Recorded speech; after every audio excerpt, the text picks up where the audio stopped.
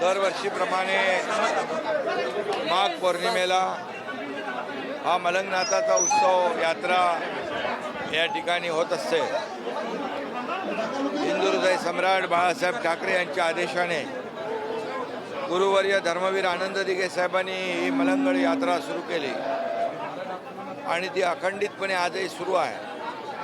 आणि म्हणून हजारो लाखो भाविक भक्त राज्यभरातून या ठिकाणी दर्शनाला येत असतात आणि या मनोभावे नाथांचं दर्शन घेत असतात, नाथांच्या समाधीचं दर्शन घेत असतात।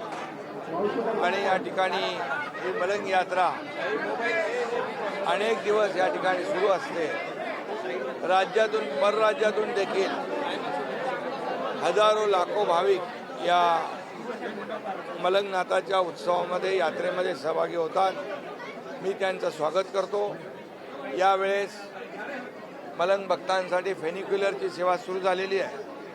त्यामुळे यावर्षी ज्या लोकांना वयोवृद्ध आहेत, महिला आहेत, ज्यांना इच्छा असून देखील मलंगनाथाचं नवनाथांचं दर्शन घेता येत नाही, वंचित राहतात, त्यांना फेनिक्युलरमुळे ही सेवा प्राप्त झालेली आहे। आणि म्हणून सगळेच जण पायथ्याशी आलेले मलंग भक्त या ठिकाणी या मलंग मुक्तीच्या यात्रेमध्ये सहभागी होत आहेत। याचा आनंद आहे आणि सगळ्यांना दर्शन घेता येतं याचाही आनंद आहे।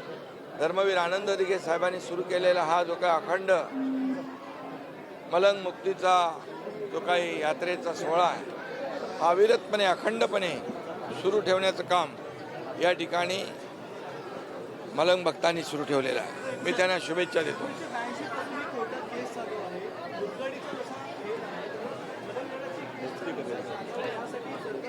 यामध्ये बिलकुल ठाण्याच्या कोर्टातही, हायकोर्टातही केस सुरू आहे आणि लवकरच या ठिकाणी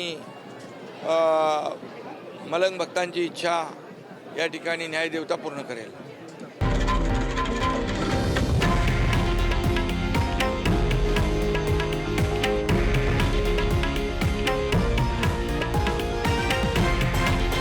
हे आहे देशातील नंबर 1 न्यूज नेटवर्क आणि आपण पाहत आहात TV9 मराठी, एकमेव।